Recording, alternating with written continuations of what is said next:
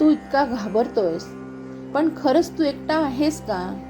जर परमेश्वर तुझ्या पाठीशी असेल तर तुला कशाची भीती?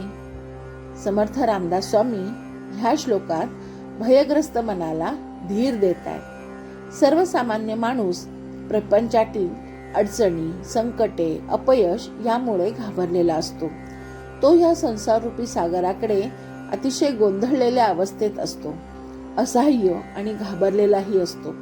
अशा वेळी त्याला काय हवं असतं तर त्याला कोणीतरी धीर देणारं, विश्वास ठेवणारं आणि मी पाठीशी आहे, तू काळजी करू नकोस असं सांत्वन देणारं हवं असतं. आणि हाच धीर समर्थ ह्या श्लोकातून देत आहेत. हे मना, तू घाबरू नकोस, तुझ्या पाठीशी राम आहे. श्लोक क्रमांक 27. भवाच्या भये काय भीतोसी लंडी, धरी रे मना धीर धाकासी सांडी, रघुनायका सारिखा स्वामी शिरी, उपेक्षी कदा कोपल्या दंडधारी. जय जय रघुवीर समर्थ. भवाच्या भये काय भीतोसी लंडी. समर्थ इथे मनाला अगदी थेट, निर्भीड आणि जाग करणाऱ्या भाषेत संबोधत आहेत. लंडी हा शब्द जरी कठोर वाटत असला तरी त्यामागे समर्थांचा वात्सल्य भाव आहे आणि जागृत करणे हा उद्देश आहे. ते जणू म्हणत आहेत, अरे मित्र्या मना, तू इतका का घाबरतोयस? हा भव म्हणजे काय? हा संसार जो सतत बदलणारा आहे, ज्यात सुख, दुःख, लाभ, हानी, मान, अपमान, जन्म, मृत्यू याचा अखंड हा प्रवास चालूच असतो. सर्वसामान्य माणूस या बदलामुळे घाबरतो, कारण तो या संसाराला खरं आणि शाश्वत आणि आपलं मानत असतो. पण समर्थ या भ्रमावरच प्रहार करतायत.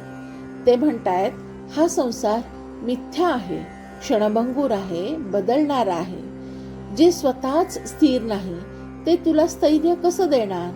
जे स्वतःच नाशवंत आहे ते तुला सुरक्षितता कसं देणार? म्हणून समर्थ प्रश्न विचारतायत, अशा बदलणाऱ्या अस्थिर गोष्टीला तू इतका का घाबरतोयस? इथे ते मनाला भीतीच्या मूळ कारणाशी सामोरे जाण्यास भाग पाडतायत. भीती बाहेर नाही, ती तुझ्या चुकीच्या समजुतीने तुझ्याच मनात आहे. धरी रे मना धीर धाकासी सांडी. पहिल्या ओळीत समर्थांनी भीती उघड केली आहे. आता ते या भीतीवर आपल्याला उपायही देत आहेत. मना, धीर धर आणि मनात बसलेला धाक, भीती सोडून दे. जीवनात संकटे येणारच, हे कोणीही टाळू शकत नाही, पण तू त्याला अतिशय धीर मनाने सामोरे जा. पण दोन माणसांमध्ये फरक कुठे पडतो हे समर्थही येथे सांगत आहेत. एक घाबरतो आणि एक तुटतो आणि दुसरा धीर धरतो आणि उभा राहतो. ही दोन माणसं म्हणजे जो एक अविश्वास आहे भगवंतावरती, तो घाबरतो आणि तुटतो, आणि जो रामावरती विश्वास ठेवतो तो धीर धरतो आणि त्याच्या विश्वासावरती उभा राहतो. समर्थ सांगतात, भीती ही वास्तवापेक्षा मनाची कल्पना जास्त असते. धाक म्हणजे भविष्यात काय होईल याची चिंता, अपयशाची भीती आणि मृत्यूची भीती, लोक काय म्हणतील ह्याची भीती. हा सगळा धाक मनानेच निर्माण केलेला असतो. म्हणून समर्थ सांगतात, हा सर्व धाक तू सोडून दे, कारण तो खराही नाही. धीर म्हणजे काय तर कुठलीही परिस्थिती बदलली तरी मन स्थिर ठेवण्याची ताकद. हेच श्रीकृष्ण अर्जुनाला सांगतायत, भिवू नकोस, उठ आणि तू लढ. समर्थही तेच सांगतायत, पळू नकोस, धीर धर. रघुनायका सारिखा स्वामी शिरी. आता समर्थ मनाला सर्वात मोठा आधार देत आहे. तुझ्या शिरावर म्हणजेच मस्तकावर स्वतः श्रीरामांसारखा स्वामी आहे. हे फक्त काव्य नाही, हा अखंड श्रद्धेचा आधारबिंदू आहे. समर्थ म्हणतात, तू एकटा नाहीस. तुझ्या आयुष्याचा भार तू एकट्याने उचलत नाहीस. तुझ्यावर प्रभू रामचंद्रांचे छत्र आहे. पण इथे एक खोल सत्य आहे. समस्या बाहेर नाही, समस्या विश्वासाची आहे. म्हणजेच विश्वास ठेवला तर आपण राम आहे हा विश्वास दृढ किंवा हा विचार दृढ होतो. आपण काय करतो? संकटात देव आठवतो, पण सुखात त्याला विसरतो. देवाकडे मागतो, पण समर्पण करत नाही. म्हणजेच देवावर अट घालून विश्वास ठेवतो. समर्थ सांगतात, हा विश्वास अपुरा आहे. खरी श्रद्धा म्हणजे काय? जे काही होईल ते रामाच्या इच्छेने होईल आणि ते माझ्या कल्याणासाठीच असेल. हा विश्वास ही खरी श्रद्धा. हा भाव आला की मन आपोआपच शांत होतंय. नुपेक्षी कदा कोपल्या दंडधारी. समर्थ आता अंतिम आणि सर्वात मोठा विश्वास देत आहेत. राम कधीही आपल्याला आपल्या भक्तीला उपेक्षा करत नाही. दंडधारी म्हणजे यमराज, मृत्यू. समर्थ सांगतात, जरी मृत्यू समोर उभा राहिला तरी राम आपल्या भक्तांना कधीच सोडत नाही. हा शब्दशः अर्थ नाही तर खोल आध्यात्मिक अर्थ आहे.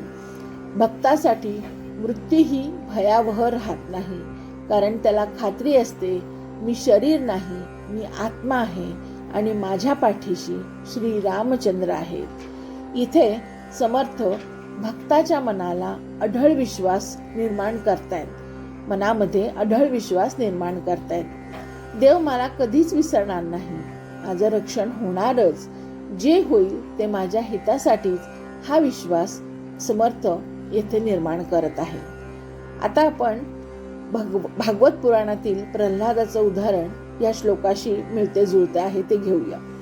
लहानसा प्रल्हाद, समोर त्यांच्या राक्षसी पिता, असंख्य संकटे, मृत्यूचे अनेक प्रयत्न, पण प्रल्हाद घाबरला नाही, कारण त्याचा विश्वास होता नारायण त्याच्या पाठीशी आहे आणि शेवटी भगवान स्वतः त्याच्यासाठी वेगळ्या रूपात प्रकट झाले.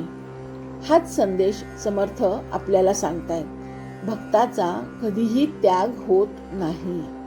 समर्थ जणू आईसारखे, पित्यासारखे मनाला जवळ घेत सांगत आहेत, मना, तू हा संसार पाहून घाबरू नकोस. तुझ्या पाठीशी राम आहे, तो तुला कधीच सोडणार नाही. फक्त एक काम कर, धीर धर आणि विश्वास ठेव. राम तुझ्या पाठीशी कायम आहे. देह म्हणजे मी हे सोडून राम आणि मी एकच आहे ही भावना दृढ कर. जेव्हा विश्वास दृढ होईल तेव्हा रामही तुझ्या पाठीशीच असणार आहे हाही विश्वास कायमस्वरूपी राहील. जय जय रघुवीर समर्थ. ह्या श्लोकाचा अर्थ माझ्या मतीला जसा पटला तसा मी सांगण्याचा प्रयत्न केला आहे. यात जर काही त्रुटी असेल तर क्षमस्व. ह्या श्लोकासारखेच अजूनही इतर श्लोकांचे अर्थ जर आपल्याला ऐकायचे असतील तर कृपया माझ्या चॅनलला सबस्क्राईब करा. धन्यवाद.